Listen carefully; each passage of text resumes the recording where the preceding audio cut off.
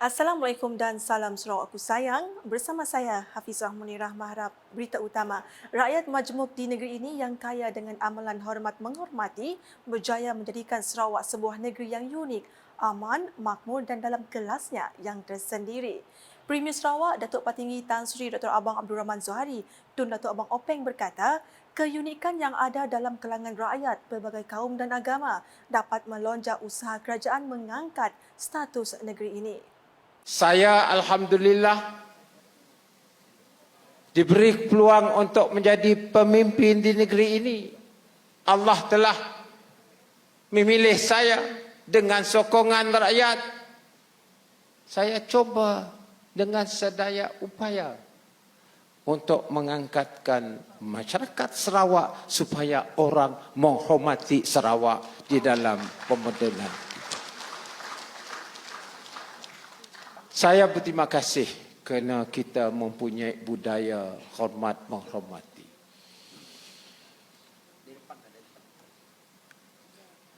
Kita telah mendapat beberapa kejayaan. Beliau berkata demikian semasa berucap dalam Majlis Perhimpunan Ma'al Hijrah Peringkat Sarawak 1445 Hijrah 223 Masihi di Dewan Kompleks Islam Sarawak di Kuching pada Rabu. Sementara itu, Premier Sarawak memberitahu, walaupun Sarawak mempunyai masyarakat majmuk, kerajaan negeri tetap dapat mentadbir negeri ini dengan baik. Sebab itu dalam kita mengingati hijrah Rasulullah sallallahu alaihi wasallam, saya mengajak orang Sarawak melihat dua perkara ini. Satunya, kita mempunyai masyarakat majmuk di antara orang Islam dan bukan Islam. Seharusnya, alhamdulillah, kita dapat mentadbir dengan baik. Dengan jentera kerajaan, civil servant kita dianggoti oleh orang Islam dan bukan Islam. Tidak ada perbezaan. Mereka dapat menjalankan tugas dengan baik. Dalam majlis tersebut, Premier Sarawak turut menyampaikan sijil kepada 11 orang penerima Anugerah Ma'al Hijrah Peringkat Sarawak 1445 Hijrah 2023 Masihi. Antara kategori tersebut adalah Anugerah Ma'al Hijrah Penyelidikan dan Pembangunan yang dianugerahkan kepada Profesor Dr. Muhammad Ihwanuddin Abdullah alias Politi Korea. Anugerah Ma'al Hijrah Penjahat Awam Beragama Islam Datuk Seri Talat Mahmud Abdul Rashid. Anugerah Ma'al Hijrah Penjahat Awam Bukan Beragama Islam Datuk Baklan Bangik. Anugerah Ma'al Hijrah Keluarga Julahi Jeman dan Hajijah Karim serta Nurhayati Abdullah dan Anugerah Ma'al Hijrah Saudara Kita Mashdah Abdullah. Seterusnya bagi kategori Anugerah Ma'al Hijrah Belia, Dayang Nur Maisarah Abang Abdul Razak, Anugerah Ma'al Hijrah Pentadbiran dan Pengurusan Masjid, Pengurus Masjid Nuril Rahmani Kampung Santubong Kuching, Hardi Morni, Anugerah Ma'al Hijrah Pentadbiran dan Pengurusan Surau, Pengerusi Surau Baitul Rahmah Limbang, Johan Badullah Buyung dan Anugerah Ma'al Hijrah Sekolah Agama, Guru Besar Sekolah Agama MIS Miri, Zaidi Abdul Hamid. Manakala bagi kategori Anugerah Ma'al Hijrah Sijil Tinggi Agama Malaysia dianugerahkan kepada Ahmad Alwi Muhammad Udari dan Anugerah Ma'al Hijrah Sijil Pelajaran Malaysia Muhammad Tajuddin Muhammad Omar Ali. Turut hadir Isteri Premier Sarawak Puan Sri Datuk Amar Jumaani Tun Tuanku Bujang, Speaker Dewan Undangan Negeri Dun Sarawak Tan Sri Datuk Amar Muhammad Asfia Awang Nasar, Menteri Pembangunan Wanita, Kanak-kanak dan Kesejahteraan Komuniti Sarawak KPWK Datuk Sri Fatimah Abdullah, Menteri Pelancongan Industri Kreatif dan Seni Persembahan Sarawak Datuk Sri Abdul Karim Rahman Hamzah, Menteri Utiliti dan Telekomunikasi Sarawak Datuk Julaihi Narawi, Setiausaha Kerajaan Sarawak Datuk Amar Muhammad Abu Bakar Marzuki, Timbalan Menteri Utiliti dan Telekomunikasi Sarawak Datuk Dr. Abdul Rahman Junaidi, Timbalan Menteri Tenaga dan Kelestarian Alam Sekitar Sarawak Dr. Haslan Abang Hibni, Timbalan Setiausaha Kerajaan Sarawak Perancangan Ekonomi dan Pembangunan Datuk Dr. Muhammad Abdullah Zaidil dan Yang di-Pertua Majlis Islam Sarawak Datuk Misnu Taha. Sementara itu, bercakap ketika ditemui media sejurus selepas program tersebut, Premier Sarawak memberitahu lot-lot tanah milik Kerajaan Persekutuan yang diserahkan semula kepada Kerajaan Sarawak akan dibangunkan untuk tujuan pembangunan demi manfaat rakyat negeri ini. Datuk Patinggi Tan Sri Abang Zuhari berkata, Kerajaan Sarawak sudah mempunyai perancangan tersendiri untuk lot-lot tanah yang tidak dibangunkan sejak 20 hingga 30 tahun lalu. Malah menurutnya, Kerajaan Sarawak akan membayar balik kepada Kerajaan Persekutuan jumlah pempasan berdasarkan nilai asal tanah itu ketika dibeli dahulu. Kita telah bermesyuarat di bawah Technical Committee Malaysian Agreement nombor 3, dan satu-satu perkara yang telah dibincangkan ialah mengenai dengan tanah yang di bawah Federal Land Commissioner tetapi tidak dibangunkan oleh Kerajaan Persekutuan. Maka sudah menjadi permohonan kita tanah itu diserah balik kepada Sarawak, dan hasilnya ialah tanah-tanah itu akan diserah balik. Ada lagi yang masih dalam perbincangan. Kita ada rancangan juga, katakan tanah untuk sekolah tidak dibangunkan disebabkan oleh jarak sekolah itu sudah dekat dan ada jalan raya. Mereka tidak membangunkan sekolah, maka kita ambil tanah itu, dan memang kita ada projek pembangunan di bawah bahagian masing-masing, dan mungkin tanah itu dalam lingkungan pembangunan di peringkat bahagian. Semalam, Kerajaan Pusat secara prinsipnya bersetuju untuk menyerahkan semula 55 lot tanah di Sabah dan Sarawak kepada dua kerajaan negeri itu. Timbalan Perdana Menteri Datuk Seri Fadilah Yusof berkata, konsep itu sudah dipersetujui dalam perundingan Sekretariat Perjanjian Malaysia 1963 di antara kerajaan kedua-dua negeri dan persekutuan. Daripada jumlah 55 lot tanah itu, 53 lot adalah di Sarawak, manakala 2 lot di Sabah yang kebanyakannya dibeli Kerajaan Persekutuan sejak 30 tahun lalu. Mengulas mengenai permohonan Jabatan Bomba dan Penyelamat Malaysia JBPM untuk mendapatkan sebidang tanah bagi membina pangkalan udara di negeri ini, Premier Sarawak menjelaskan permohonan itu belum dibuat. Ada cadangan daripada mereka. Begitu juga dengan Tentera Udara Diraja Malaysia TUDM. Ada juga nak menempatkan pangkalan udara mereka. Apabila ada permohonan, kita bincang, kita beri itu regimen dan juga brigade untuk di Bintulu. Mereka juga berkendakkan tanah untuk TUDM, Tentera Udara Laut.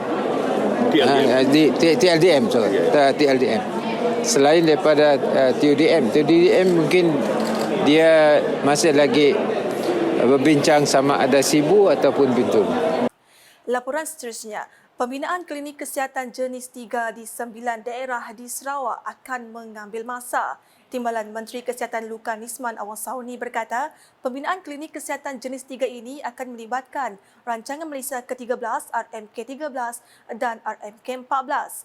Jelas beliau, kerajaan mengambil maklum permohonan pembinaan klinik tersebut merupakan wish list yang terdapat di dalam Jawatankuasa Perjanjian Malaysia 1963 MA63 untuk memohon agar setiap daerah ini akan mendapat klinik kesihatan.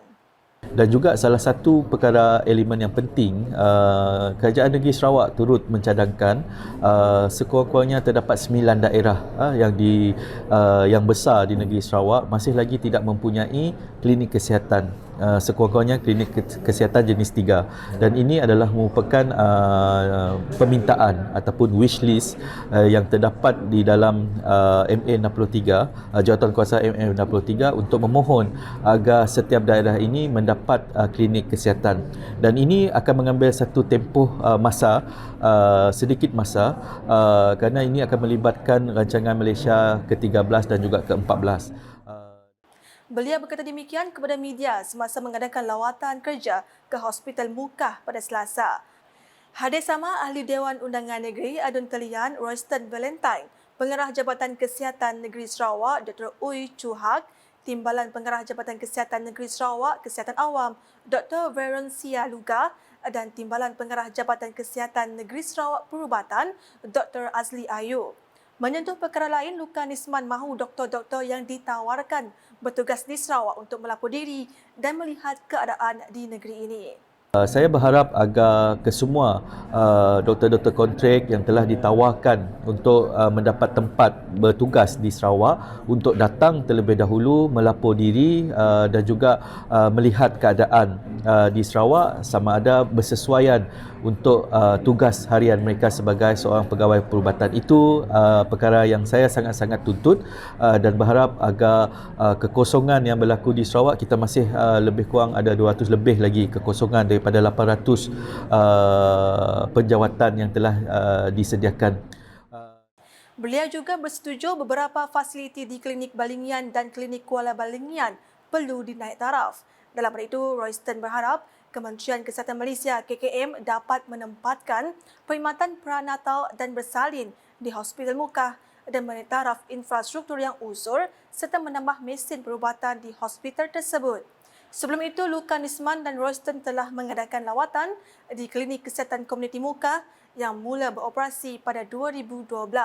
Klinik tersebut menyediakan perkhidmatan seperti rawatan pesakit luar, program kesihatan warga emas, program kesihatan dewasa, program kesihatan remaja, saringan kesihatan dan sebagainya. Terdahulu pada 11 pagi, Luka Nisman serta Adun Balingian Abdul Yaakob Arbi mengadakan lawatan ke Klinik Kesihatan Kuala Balingian. Klinik jenis 5 itu dibina pada Disember 1984 dan dinaik taraf pada 2012 melalui pembinaan bangunan baru bagi mengganti klinik lama. Purata harian kedatangan pesakit adalah seramai 30 hingga 50 orang, merangkumi penduduk di kawasan Setejuk, Setuan, Maban, Kuala Balingian dan penduduk di sepanjang Jalan Kuala Balingian, Balingian. Menurut Abdul Yaakob, beliau mencadangkan pembinaan jalan baru dari laluan kampung untuk memudahkan penduduk setempat mendapatkan rawatan dan pemeriksaan kesihatan di klinik tersebut. Selain itu, turut dicadangkan pembinaan kuartus bagi memudahkan pegawai dan kaki tangan kesihatan bertugas, terutamanya yang on-call kerana kebanyakan petugas dari luar kawasan Kuala Balingian. Lawatan kemudian diteruskan dengan meninjau Klinik Kesihatan Balingian yang mula beroperasi pada 1954 sebelum dipindahkan ke bangunan baru pada tahun 1990. Sehingga Jun 2023, klinik telah menerima hampir 3,000 pesakit di sekitar kawasan Balingian dengan pelbagai perkhidmatan kesihatan, antaranya ialah klinik kesihatan ibu dan anak, pesakit luar dan sebagainya. Bagaimanapun, penduduk di situ berharap agar klinik itu dinaik taraf bagi menyediakan berek yang selesa untuk kaki tangan. Beralih ke paparan seterusnya. Para peserta kontijen perarakan sempena 60 tahun Sarawak Merdeka sangat teruja dan tidak sabar untuk menyertai hari kemuncaknya yang berlangsung di Padang Merdeka Kuching pada 22 Julai ini. Lebih menarik sebanyak 75 kontijen dari pelbagai agensi kerajaan, badan-badan berkanun, badan bukan kerajaan NGO akan terlibat sama dalam perarakan tersebut pada Sabtu ini. Setiap kontijen yang mengambil bahagian juga berpeluang memenangi wang tunai sebanyak RM10,000 untuk Johan, manakala RM7,000 bagi naib Johan dan tempat ketiga sebanyak RM5,000. Sementara itu, tinjauan wartawan Unit Komunikasi Awam Sarawak UKAS sempena meraptai hari kedua bagi perayaan sambutan 60 tahun Sarawak Merdeka di Padang Merdeka pada Rabu mendapati rata-rata peserta kontijen teruja untuk melakukan pelbagai persembahan bagi perarakan pada pagi Sabtu depan. Bagi seorang peserta yang mewakili kontijen Persatuan Bekas Polis Malaysia, Sahari Idris berkata, beliau amat teruja untuk mengambil bahagian dalam perarakan tersebut kerana tahun ini merupakan tahun pertama persatuan tersebut dijemput semula untuk mengambil bahagian. Pertama kali saya ucapkan terima kasih kepada pucuk pimpinan Kerajaan Negeri Sarawak kerana memberi peluang kepada kami pesara-pesara bekas polis kontijen Sarawak untuk menyertai perhimpunan perarakan 60 tahun Sarawak Merdeka. Dan ini adalah julung-julung kalinya pesara polis menyertai perhimpunan besar-besaran seperti ini. Kali terakhir adalah pada tahun 10 tahun Sarawak Merdeka dalam Malaysia. Tahun 73 kalau tak silap saya. Jadi persediaan kami adalah begitu rapi dengan digabung daripada 4 buah persatuan yang ada berdaftar dengan Jabatan Pendaftaran Pertubuhan Negeri Sarawak. Menurutnya lagi, kontingen beliau disertai seramai 41 orang yang terdiri daripada 4 persatuan iaitu Persatuan Bekas Polis Malaysia Negeri Sarawak, Skuad Kebajikan 69, Alumni Polis Sarawak dan Sarawak Sabah Semenanjung atau lebih dikenali sebagai 3S. Dalam hal itu, Wakil Kontingen Jabatan Hutan Sarawak, Marconi Stephen John berkata, kontingen yang diketuai oleh beliau sendiri telah memulakan latihan lebih awal sebelum raptai dimulakan. Persediaan kali ini kami telah memulakan dari awal setelah mendapat arahan, dapat taklimat daripada Urus Setia dan kami telah coba yang terbaik dan kami pasti akan melaksanakan dengan yang terbaik untuk Sarawak Maju Makmur. Bagi Wakil Kontingen Unit Hal Ehwal Agama-Agama Lain Unifor, Surenderpal Singh berkata, perasaan gembira dan teruja beliau jelas dirasai kerana bangga melihat rakyat berbilang kaum berkumpul pada satu tempat dengan harmoni. Perasaan saya sangat gembira sebab dengan multiracial combination diperarakan ini dengan berbagai etnik, dengan pakaian begitu gembira lah, something different daripada yang lain compared to other states lah. So we have a lot of variety, colourful events lah here. Turut hadir bagi meninjau persiapan dan sesi raptai pada hari kedua itu ialah Setiausaha Kerajaan Sarawak, Datuk Amar Muhammad Abu Bakar Marzuki, Timbalan Menteri di Jabatan Premier Sarawak, Hal Ehwal Korporat Penerangan dan UKAS, Datuk Abdullah Saidul, Timbalan Setiausaha Kerajaan Sarawak Operasi, Datuk Hee Chang Kee dan tetamu kehormat lain. Perhimpunan dan perarakan sepenuh sambutan perayaan 60 tahun Sarawak Merdeka itu bakal menampilkan transformasi 60 tahun Sarawak Merdeka dari segi perpaduan etnik dan kebudayaan yang akan dipaparkan melalui muzik dan busana sebagai lambang penyatuan. Sedikit berita sukan. Usaha gigih penari kelahiran Sarawak, Elwin Jung membuahkan hasil setelah beliau terpilih membawa cabaran Malaysia dalam kejohanan seni persembahan dunia Talent Olimpik ke-26 tahunan 2023 di Anaheim, Amerika Syarikat pada 28 Julai ini. Elwin yang berusia 18 tahun berkata, beliau sangat gembira dan berterima kasih kepada keluarga, rakan-rakan dan guru-guru Akademik Tarian Kuching TDAK kerana banyak membantunya di dalam pertandingan ini. So I have to thank to my family, friends and TDAK teachers, the Dance Academy that helped me throughout this competition. So the Dance Academy coaching teachers always help me in choreography my dance when I going to perform in US. Beliau berkata demikian semasa ditemu bual wartawan unit komunikasi awam Sarawak UKAS di Kuching pada Selasa. Pelajar Sekolah Menengah Kebangsaan SMK Kuching Haik itu menambah, beliau berasa amat teruja untuk melakukan persembahan di Amerika Syarikat kerana ia salah satu impiannya yang telah menjadi kenyataan. Because I really want to make our country, Malaysia and also Sarawak proud. Dalam hal itu, katanya beliau akan mengambil bahagian di dalam kategori tarian dan bertanding dalam 6 genre iaitu etnik atau folklore, kontemporari, lirik, jazz, terbuka dan teater musikal. Sementara itu, anak ketiga dari 4 beradik tersebut menambah meskipun telah berlatih setiap hari, namun proses mencari lagu yang sesuai merupakan satu cabaran baginya. So to find the best song to perform is quite tough for me because I want to find the best song to perform on the international stage to have the better outcome. Jelasnya yang kini juga merupakan pembaca berita sambilan bagi edisi Mandarin UKAS, Elwin turut menyuarakan harapannya untuk melakukan yang terbaik bagi membanggakan Malaysia dan Sarawak khasnya pada kejohanan itu nanti.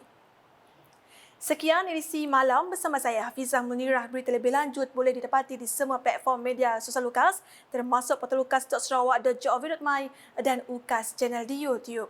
Sebelum mengakhiri berita UKAS, saksikan raptai perarakan sambutan perayaan 60 tahun Sarawak Merdeka hari kedua yang berlangsung di Padang Merdeka Kuching pada Rabu. #menyebar fakta, salam UKAS.